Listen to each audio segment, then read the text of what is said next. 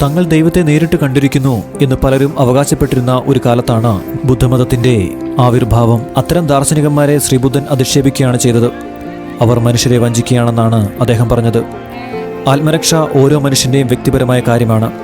അതിൽ മറ്റാർക്കും തലയിടുക സാധ്യമല്ല. ബുദ്ധമത വിശ്വാസപ്രകാരം ബുദ്ധൻ ഒരു ദൈവമല്ല, മറിച്ച് മനുഷ്യരെ ഭൗതികേച്ഛകളിൽ നിന്ന് മുക്തനാക്കി ശാശ്വത സമാധാനം നേടുന്നതിനെ പഠിപ്പിക്കുന്ന ഒരു ആചാര്യനാണ്. എന്നാൽ മനുഷ്യൻ അദ്ദേഹത്തെ ഒരു ദൈവമാക്കി മാറ്റിയിരിക്കുന്ന കാഴ്ചയാണ് ഇപ്പോൾ ഭൂമിയിൽ എല്ലായിടത്തുമുള്ളത്. വഴിതെറ്റി നടന്നിരുന്ന മനുഷ്യർക്ക് വെളിച്ചം പകരുവാൻ വന്ന വലിയൊരു ആചാര്യനായ മനുഷ്യനെ ഇപ്പോൾ ദൈവമായി കാണുന്നു. ജീവന്റെ ഉൽപ്പത്തിയിൽ മനുഷ്യജീവിയുടെ വികാസത്തിൽ എപ്പോഴാണ് ദൈവത്തിന് സ്ഥാനമുണ്ടായതെന്ന് ഞാൻ എപ്പോഴും ചിന്തിക്കുന്ന ഒരു കാര്യമാണ്. ആദിമകാലഘട്ടങ്ങളിൽ മനുഷ്യനെ ഭയപ്പെടുത്തിയിരുന്ന, മനുഷ്യൻ ഭയന്നിരുന്ന ഭൂമിയിലുള്ള എല്ലാത്തിനെയും അവൻ ദൈവമായി കണ്ടു. വായു, ജലം, അഗ്നി, അങ്ങനെ കണ്ണിൽ കണ്ട എല്ലാത്തിനെയും അവൻ ദൈവമായി ആരാധിക്കുവാൻ തുടങ്ങി. മനുഷ്യവികാസത്തിൻ്റെ ഇത്രയധികം നാഴികക്കല്ലുകൾ പിന്നിട്ട് മനുഷ്യൻ 2025 നിൽക്കുമ്പോൾ അവൻ നിർമ്മിച്ച ദൈവങ്ങൾക്ക് രൂപവും ഭാവവും മാറിയിട്ടുണ്ട്.